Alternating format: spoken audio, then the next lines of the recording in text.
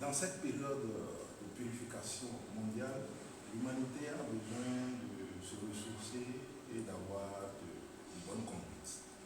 Alors, les problèmes de rancœur, tels qu'un grand maître l'a dit sur ce siècle, il a dit que lorsque je me mets à douter de mon prochain, la peine et la douleur envahissent mon cœur. Comment est-ce que nous pouvons donc éviter les problèmes de rancœur? Et quels sont les liens qui nous lient à notre prochain? Merci, c'est une très belle question. Mais ce qui est grave, ce qui est dangereux, c'est que l'humanité a oublié son origine. L'homme a oublié sa source première. Et ceci dit, l'homme est tombé bas.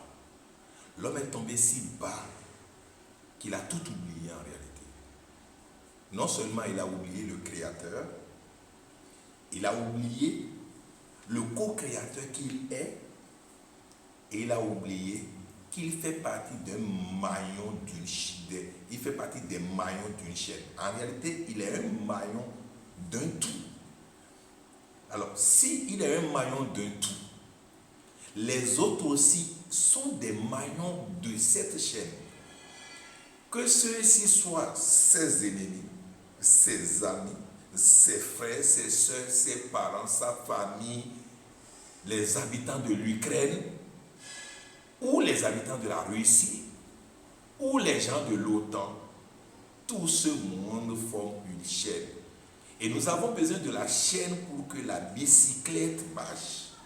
Sans ça, nous aurons beau pédaler, la bicyclette ne se déplacera pas. Alors, lorsqu'on regarde le mot humanité, ça veut dire que tout converge vers une unité. Humanité veut dire tout converge vers une unité. Alors, quand est-ce qu'on avait oublié l'unité de base? C'est ça la question qu'il faut se poser. Alors, si je reviens à moi, j'arrive à comprendre que celui qui est à côté de moi est aussi une cellule d'un tout qui est Dieu, et que même ma famille, nous formons un tissu dans le système divin. Mon clan forme peut-être un organe dans le système divin.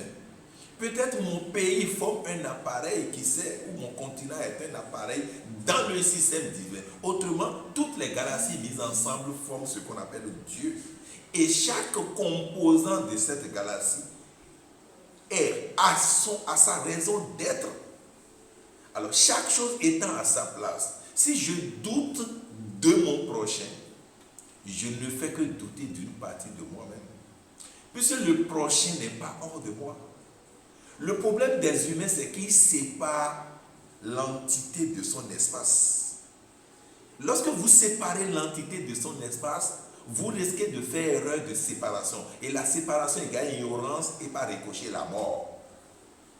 Mon prochain n'est pas séparé de moi. Il est au-dedans de moi. Et peut-être la pierre angulaire qui constitue l'édifice que je suis.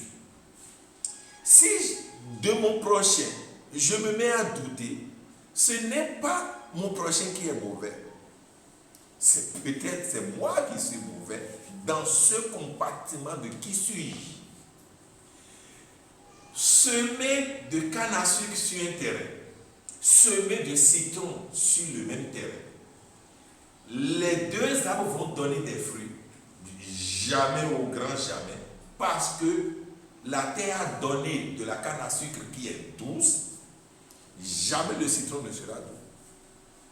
Cela sous-entend que ce qui fait le caractère sucré de la canne à sucre n'est pas la terre sur laquelle elle est plantée, mais l'essence, son essence. Et le très grand, respectueux Maître Jésus-Christ disait ceci: tout bon arbre produit de bons fruits, et tout mauvais arbre produit de mauvais fruits. Cela sous-entend que le mauvais n'est pas dans mon prochain, le mauvais est en moi. Et l'autre maître dit: en nous se trouvent deux loups, un loup calme, joli, amoureux, sage, mais un autre loup qui ne fait qu'aboyer, en colère, rancunier, douteux. Et maintenant, son petit-fils lui demande, mais au finish, quel est le loup qui va dominer? Et au grand-père de dire, au maître de dire, le loup que vous nourrissez tous les jours. Alors, lorsque vous nourrissez le loup qui doute, vous allez douter tout le temps. Lorsque vous nourrissez le loup colérique ou coléreux, vous allez toujours rester en colère. Le loup triste, vous le nourrissez. Le loup qui manque d'amour, vous le nourrissez. Vous allez toujours vivre ça. Mais si vous faites effort de nourrir le loup amoureux, vous allez commencer par reconnaître que, en réalité, vous commencez par illuminer les zones ténébreuses de votre propre être. Nous sommes sur la terre pour la découverte de qui nous sommes. Et puisque nous devons découvrir cela, sous-entend qu'il y a d'obscurité quelque part. Parce que s'il y avait la lumière complète sur nous-mêmes, nous n'allons pas en ce moment-là chercher à découvrir quoi que ce soit, parce que nous voyons tout comme le soleil peut tout voir. Et qui demande, peut-être que lui-même ne voit pas tout, parce qu'il y a la lumière ici, il peut y avoir l'obscurité ailleurs. Alors, si notre but sur la terre, c'est la découverte de qui nous sommes, ça veut dire qu'il y a des zones en nous qui sont encore dans l'obscurité. Et que nous devons travailler ces zones pour les rendre lumineuses. Mon prochain, c'est la meilleure partie qui soit en moi et qui me dit, tiens, il reste des choses dans l'obscurité au-dedans de toi que tu dois travailler pour les rendre lumineuses. Alors, si je me mets à douter de quelqu'un, ou je me mets à m'énerver sur quelqu'un, ou ceci, cela,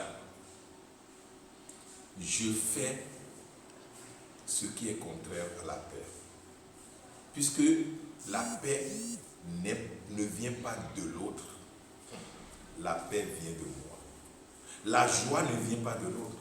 La joie vient de moi. Puisque l'autre peut chanter, au-dedans de moi, je vais sentir une paix. Mais cette paix n'est jamais durable. Et si aucun chant n'est là et que je suis en paix, voilà la paix. Lorsque même on se met à m'insulter et que je trouve la paix, alors là, ça veut dire quoi? Au-dedans, le loup qui s'énerve lorsqu'on l'insulte, je l'ai caressé. Je fais tout pour que ce loup devienne un loup joyeux. Alors, le grand travail revient à chacun de nous. Se rappeler qu'à l'origine, nous étions tout, et la Bible a été claire, nous étions tout dans le jardin de Dieu. Mais c'est quand nous sommes sortis de ce jardin que les problèmes ont commencé. Alors c'est une allégorie pour dire qu'au commencement, nous étions un bloc. Et la Bible va loin pour nous expliquer. Il y a un moment donné, lorsque nous commençons par nous mettre ensemble, comprenant que nous sommes des maillons d'une chaîne et que nous avons commencé par réparer la chaîne, je veux dire l'histoire de Tour de Babel. Et qu'en ce moment, nous sommes en train de converger vers Dieu. Et Dieu même dit non, il faut ne pas permettre cela. En réalité, vous avez retrouvé cette unité et à un moment donné, vous avez connu une séparation dans le temps et vous êtes passé dans plusieurs rivières de l'oubli. Vous avez oublié que votre prochain qui vous embête n'est que votre frère. Votre mari qui vous titille tout le temps n'est que votre voisin intérieur. Le voisin à côté qui ne sait que vous embêtez, c'est vous. L'arbre qui est devant et que vous vous mettez à enlever l'écorce, c'est vous. L'animal à qui vous donnez un coup par ici, par là, c'est vous. Tout est vous, tout simplement. Lorsque vous arrivez à reconnaître que tout est vous, je crois que vous allez traiter cette partie qui fait partie de vous, vous allez mieux la traiter. Et mieux la traiter, c'est mieux vous traiter. Et mieux vous traiter, c'est enlever de vous le doute, enlever de vous tout ce qui est contraire à la paix. Et lorsque vous enlevez tout ce qui est contraire à la paix, vous avez la paix. Que dis-je? Vous êtes la paix. Merci, Père profond.